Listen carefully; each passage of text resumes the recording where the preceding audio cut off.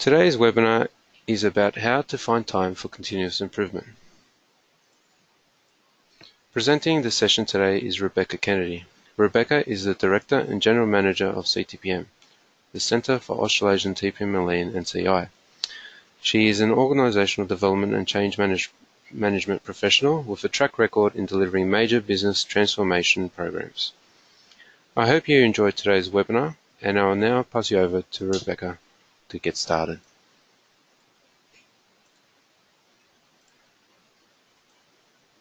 Hey everyone, welcome to today's session. Let me just get my screen shared and click some buttons and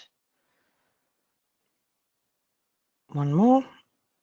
Excellent. Okay, so as Nelson mentioned, today's session is how to find time for continuous improvement. So when we go out and we talk to companies, we often find that they say, look, it's great. We get why continuous improvement is important. We want to do it. We just don't have time for it.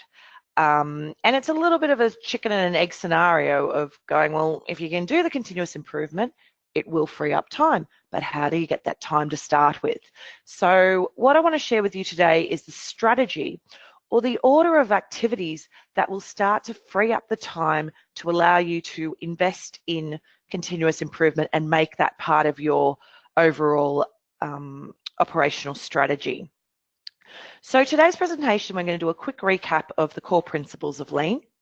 I'm going to introduce you to the continuous improvement strategy, which goes into the kind of order and the focus that you should be putting on different types of continuous improvement.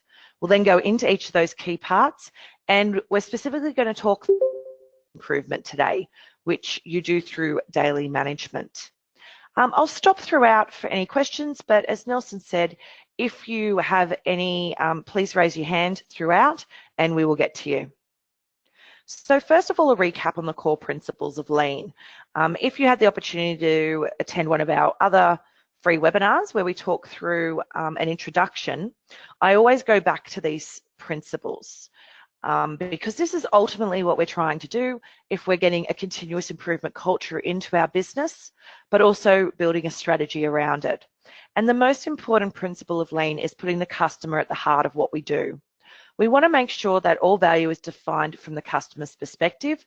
We need to understand that for all our products and services we're offering. It's very easy to fall into the trap that thinking a customer wants something when in reality they don't, and we're over-servicing, which causes waste. Next is observe our processes. It's really important we understand all the steps that we have to fulfill a customer need, particularly in organisations or companies where we have multiple departments. How are those processes handed off between them? And do we have an end-to-end process view from the customer's perspective, not by department? We then want to make those processes more efficient. We want to review them. We want to know how the value flows to the customer and identify any non-value added steps, or what's known as wastes in the continuous improvement world, and remove them. We have other webinars that go into that in more detail. Once we've got our processes working more efficiently, we want to strengthen performance systems and measures. So that means that we've got performance targets at all levels of the business, not just the strategic ones at the very top, but very visual, easy measurements at every level that make sure that we're always delivering value to the client. As part of that, we want to empower every single person within our company or organisation. Lean allows us to do that because we want to shift the responsibility and accountability towards those who are actually doing the work. We want all people to be empowered to question the status quo and to think of better ways of doing things, hence the idea of continually improving. And on that path, we must always pursue perfection. You're never going to be perfect. There's always going to be ways to improve.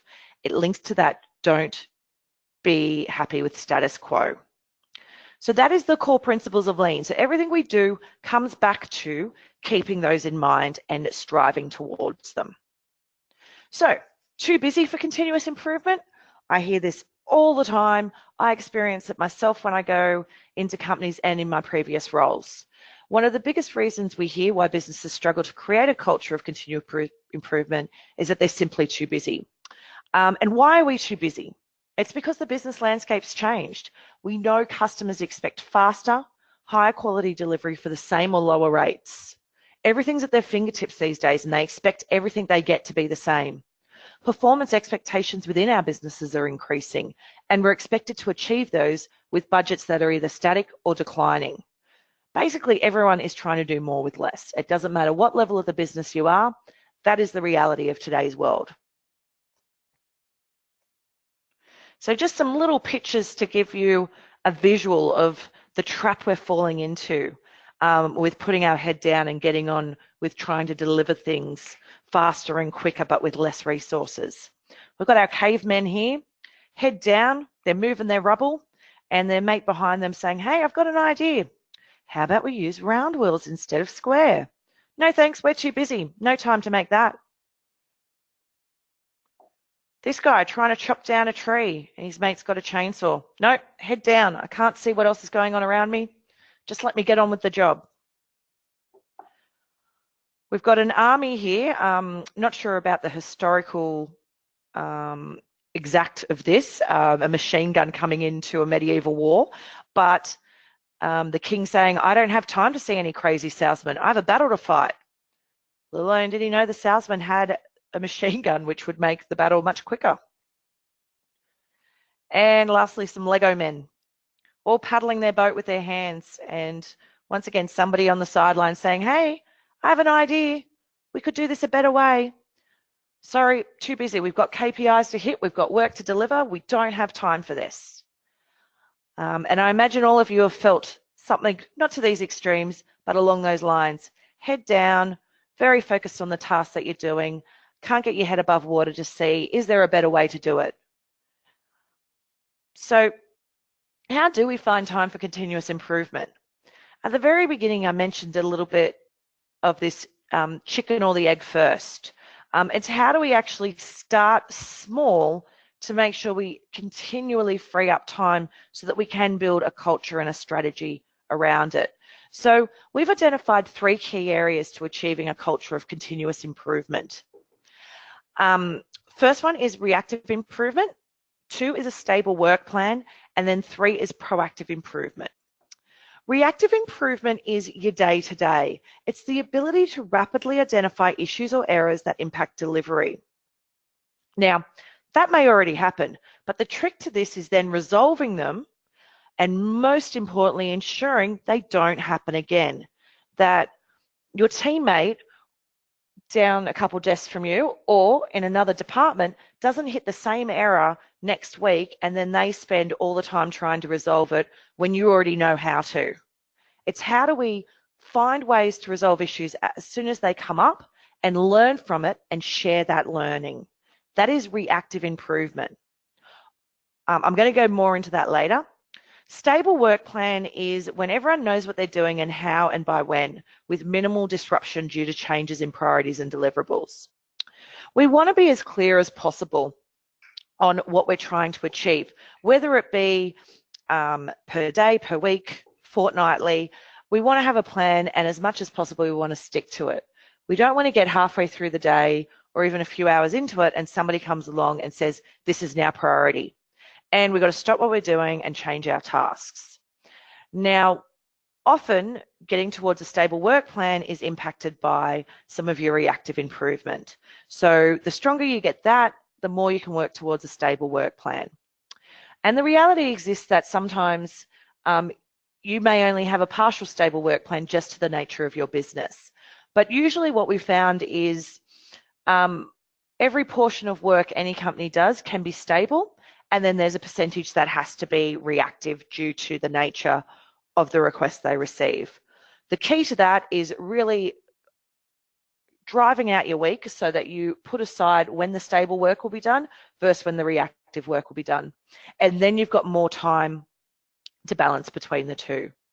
The last one is proactive improvement. These are our big brain projects that everyone loves to do, focused on achieving organisations' long-term improvement visions, technology projects, events, anything that's big bang, you can get lots of people involved or target across departments. It's usually an organisation-wide piece, and it gets the most notice. So how do the three work together? And they do interact. So proactive improvement is what gets you to your eventual vision of world-class performance, your perfection, your true north. Whereas your reactive improvement is your day-to-day. So how quickly we get back to the plan and we stop things from happening again. Then your stable work plan will impact your time available to put into both of those.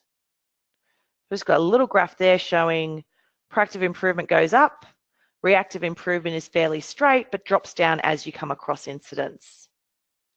So this is how the three work together.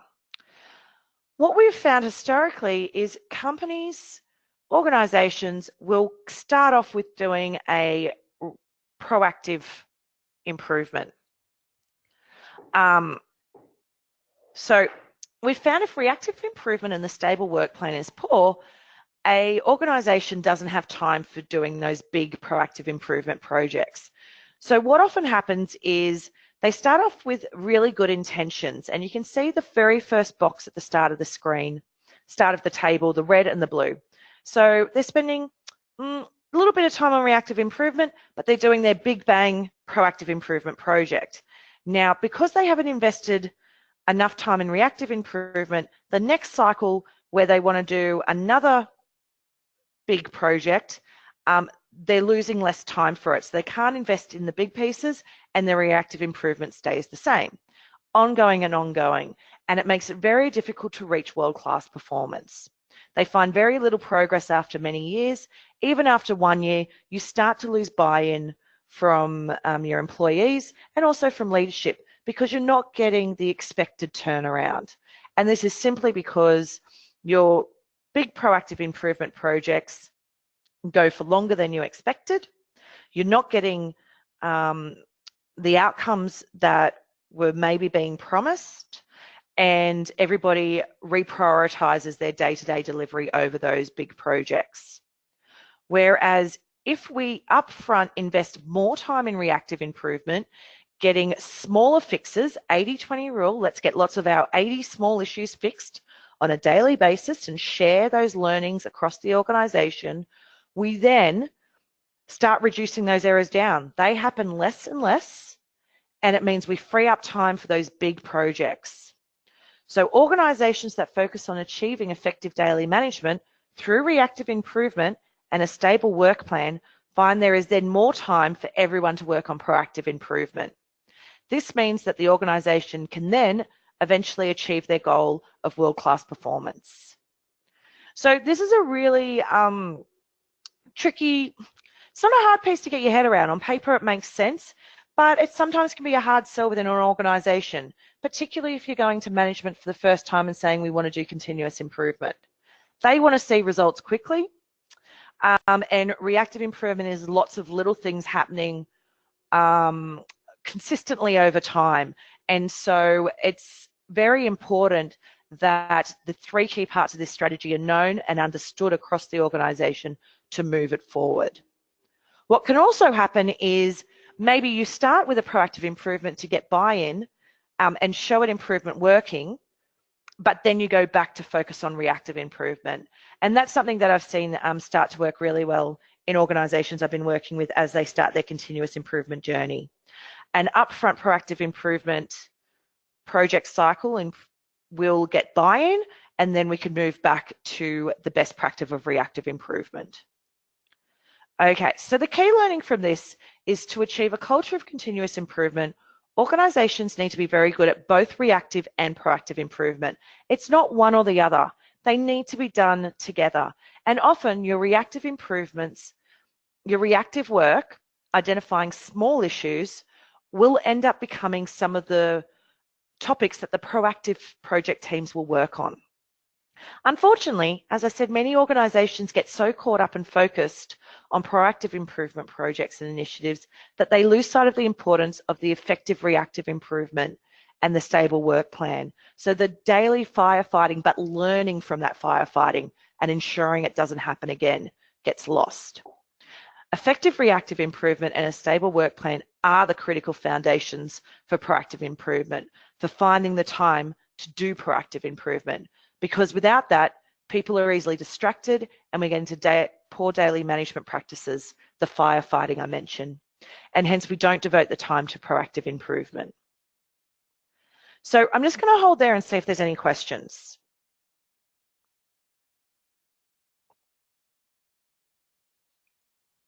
Okay, I'm now going to dive into reactive improvement a little bit more. What should be happening on a daily basis to get reactive improvement up and running in your organisation? So some questions. Are you ever distracted with issues or problems that should not happen if everyone else was doing their work correctly? Do you ever find the same issue or problem repeating themselves? Oh, I've been through this so many times, but yes, I have in previous roles, in previous lives, I have found that over and over. Have you ever thought that it would be like if every day went to plan and you achieved all you wanted to with time to spare? The nirvana of a working environment, things actually going to plan. Look, all this is actually possible if you invest the time in reactive improvement, which can be small to start with. So, what is effective reactive improvement through daily management? I mentioned it earlier, but it's the ability to rapidly identify and recover from an issue or error that stops you from delivering your expected plan or performance for the day. Okay, that's the firefighting part. But most importantly, it's initiating the corrective action so that the issue or error will not reoccur anywhere across the organisation. So it's creating, if we go back to our original lean principles, it's empowering our employees to call these things out, find solutions for them, and share those learnings across the organisation, whether it be directly, if you're in a small team, it could be a team of 5 up to an organisation of 100. How do we build a culture where we share these things as we learn from them? Too often we're in silos where we'll find solutions and we keep them to ourselves, not because we want to, just because we don't have channels to share. So the 6 key elements of daily management to get to that point where you firefight, resolve, and share the learning. First of all, you need the right structure. How can you cascade your learnings? How do you share what your fix was and to make sure nobody else has to do that again? It comes down to the right structure. Firstly, to support the development of your people so they have ownership and accountability for the performance of their area of responsibility.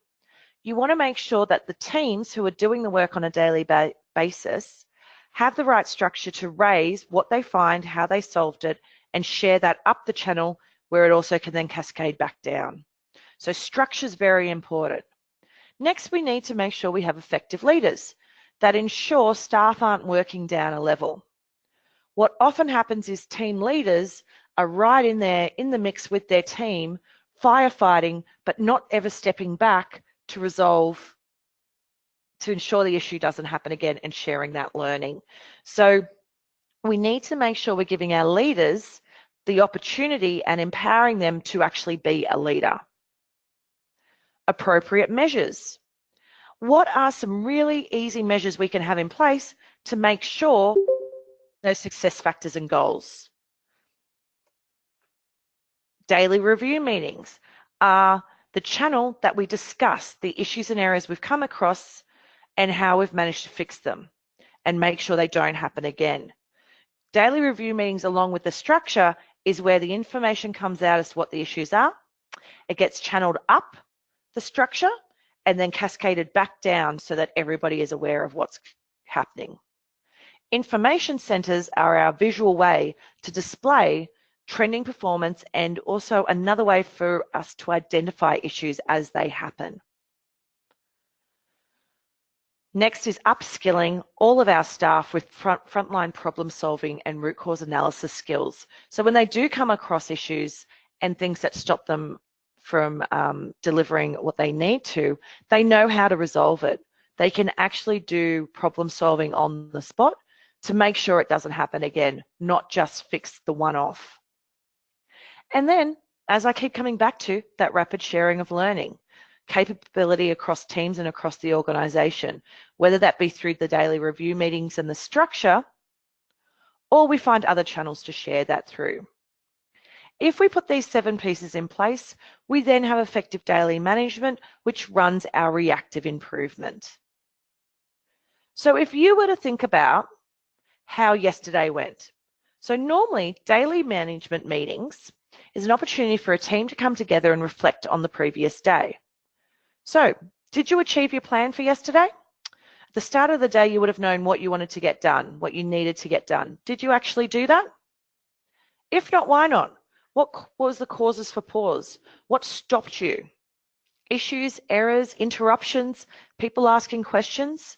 What stopped you from getting your plan completed? Are you now on track to deliver your plan today, or did what happened yesterday going to have an on effect to our delivery schedule today? What might stop you from achieving your plan today? Could some of those things that happened yesterday happen again today because we haven't solved the root cause? And how do we address these issues and errors in the short term to get back on track? Do we need to add these to a list that proactive improvement teams need to address, or are these things that are within the controls of our department and team that we can solve so that they don't happen again? And then how do we share that across the organisation so they also know that? These are some of the key questions that should be asked on a daily basis to make sure we're following a reactive improvement approach. No more than 10 minutes is needed. Very quick discussions. It's all about getting things to the surface so that they can then be addressed in an effective way. And when you very first start this, your laundry list, all those things that come to the surface is very, very long. It's an 80-20 rule, as I said. Lots and lots of ones, but often a lot of them are small ones that can be fixed easily. When you fix those, time is freed up to then really focus on proactive improvement and start doing more things that get you to your vision of world-class performance. So, as I just said, 10-15 minutes a day versus a 2-hour meeting every week, trying to remember what all the issues were, trying to think about what happened, versus 10 minutes a day where everything is still fresh in people's minds. Which one's more effective? Which one would identify and address the problems the quickest? I've already given you the answer. It's the 15 minutes every day, or even 10 minutes. It doesn't have to be long, but by doing it daily, fresh in people's minds, getting it documented, visual, it can then be addressed. 2-hour meetings where you're trying to remember what happened, you just get caught in a cycle of not being able to improve things. So to recap, key parts of a continuous improvement strategy. 1, our reactive improvement. Firefighting, but more importantly, when you have that issue, how did you fix it and how do you ensure it doesn't happen again? And you share that across the organisation. That is the key to reactive improvement. Once you've got that in play and you start fixing lots of the little small things, time will free up over and over again. And the more you fix, more time will free up, and you can invest that into your proactive improvement, which are your organisation-wide improvements that will build you towards world-class performance. As those 2 pieces work out, your work plan will automatically become more stable. But there is specific work you can also do to plan your week where you have stable pieces versus ad hoc pieces. That's another topic. So, any questions?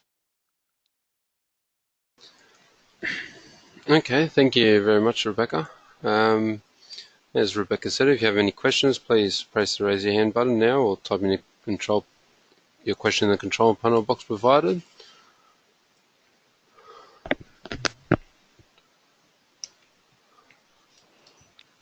Doesn't look like there's anything there.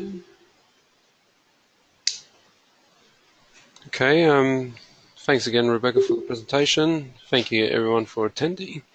Just a quick reminder that a recording of the webinar will be uploaded onto our YouTube channel this afternoon, so please feel free to share it with your colleagues, and you'll also be given a link in our follow-up email.